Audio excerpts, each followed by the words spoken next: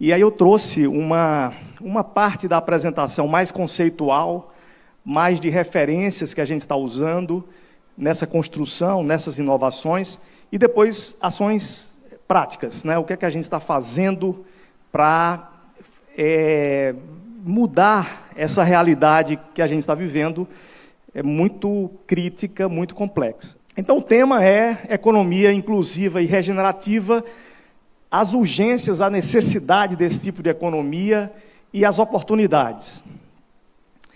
Primeiro, é importante a gente entender que a gente está vivendo crises, múltiplas crises simultâneas, né? Crise ambiental, crise social, crise econômica, crise de paz, estamos com guerras no mundo.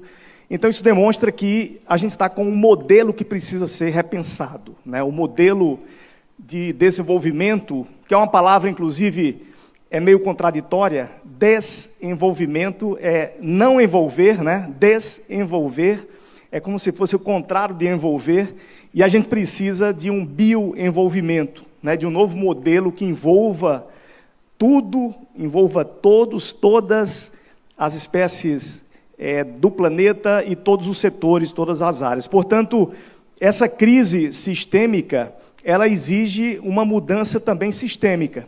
E aí, qual é o ponto de partida para isso? Por onde a gente começa diante de tantos problemas?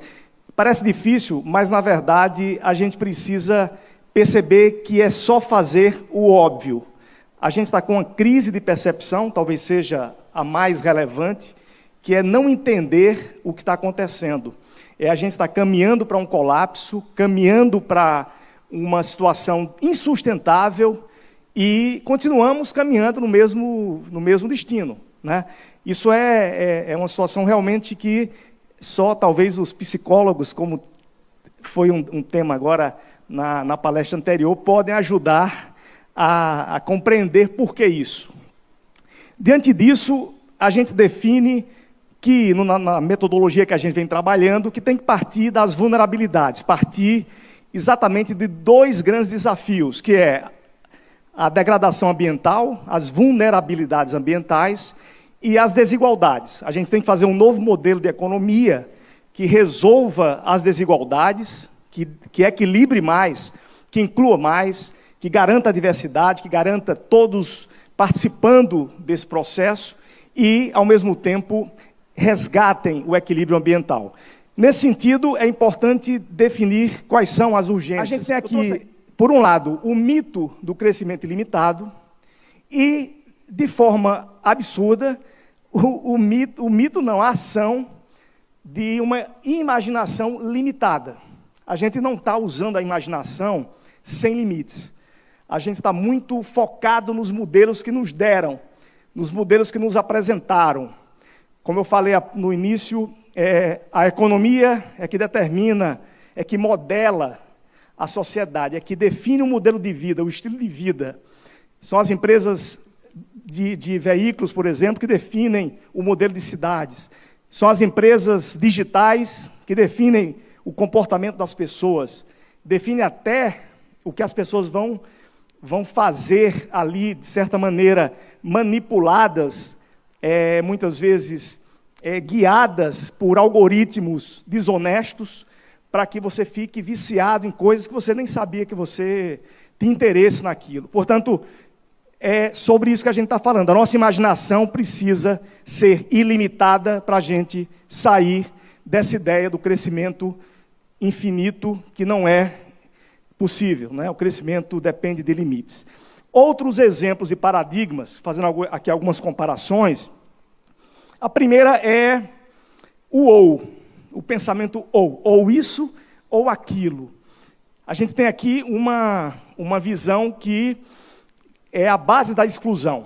Quando uma sociedade pensa ou você ou eu, ou isso ou aquilo, ou é assim ou é assado, que é o que acontece hoje no Brasil e no mundo, com a polarização da política, com a injeção ali na sociedade de falsas discussões que não levam a nada, mas estão deixando as pessoas polarizadas, começa a haver uma exclusão estrutural na sociedade que impede qualquer tentativa, qualquer construção de uma sociedade uma sociedade que soma, uma sociedade que interliga, que pensa caminhos intermediários, que constrói caminhos novos. Na discussão das diferenças, a gente descobre muitas possibilidades novas que não estavam pensadas, mas só quando há diálogo, quando as oposições se encontram para conversar com o outro lado e constrói caminhos. E é para isso que a gente tem a política, né? O Congresso é para isso, a política é para isso. Então a gente tem que sair da fragmentação, da desconexão, do pensamento ou, da polarização, e entrar numa fase de pensamento e, de visão sistêmica, e fazer múltiplas conexões. Todos os nossos projetos estão sendo embasados nesse tipo de conceito. Outro é política longe da ciência e da sabedoria, né? A política precisa ser embasada na ciência e no saber, o saber tradicional, inclusive, não é só o saber acadêmico. Problemas gerando tensões e conflitos devem ser olhados como problemas despertando inspiração e união. Quando a gente tem uma catástrofe, é importante se unir para resolver. É o que acontece hoje no mundo. A gente está vivendo uma crise climática sem precedentes, e o mundo precisa se unir para resolver isso. É como se a casa estivesse pegando fogo e você ficasse brigando em vez de resolver o problema. Organizações como máquinas, a gente precisa saltar para organizações como ecossistemas vivos. Referências estáticas e evolução lenta. A gente precisa entrar numa rotina criativa, reinventando paradigmas, fazendo aprimoramentos no dia a dia. Espera passiva. Muita gente fica esperando promessa, esperando o salvador da pátria. Isso não vai acontecer, sobretudo nas questões de clima e meio ambiente, que exige participação de todos os setores, todos os governos, todas os conhecimentos têm que estar ali envolvidos. Então, a gente tem que partir da espera para a ação colaborativa. O que a gente propõe é um novo tipo de economia, que a gente pode chamar de economia regenerativa. Sustentável já não basta, tem que ser sustentável e regenerativa e inclusiva, porque a gente já passou do limite de destruição. A gente tem que, não basta sustentar. Você, não, tem uma empresa hoje que recicla seu lixo, que usa energia renovável, mas o setor dessa empresa precisa recuperar o que esse setor destruiu.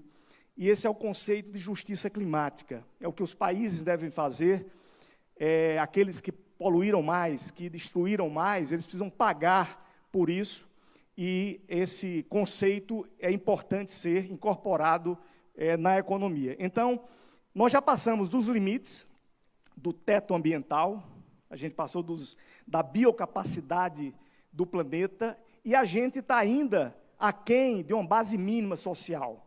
Então, a gente tem que trazer para essa base, para esse piso social, aquelas pessoas que estão excluídas, e tem que trazer para o limite ambiental aqueles ciclos naturais que estão desequilibrados. Portanto, a gente precisa puxar essas duas linhas vermelhas para esse limite, garantir resiliência, e a regeneração é o que garante resiliência.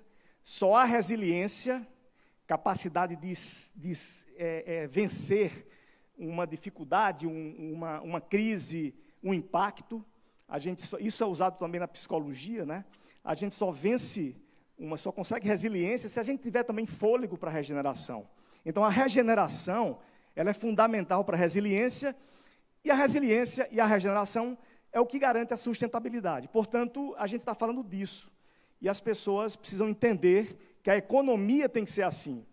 A economia tem que regenerar. Os modelos de negócios precisam incluir nos seus planos a regeneração.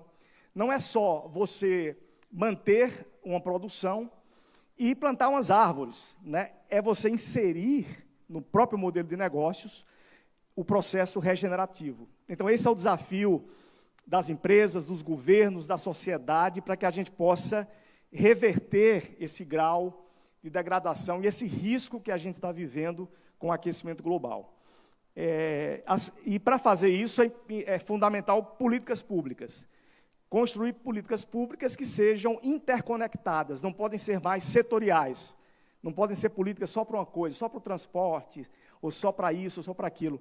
Tem que ser políticas interligadas, incluindo diversidade, cultura, respeito ao meio ambiente, economia, educação, saúde, tudo isso de forma estruturada e integrada.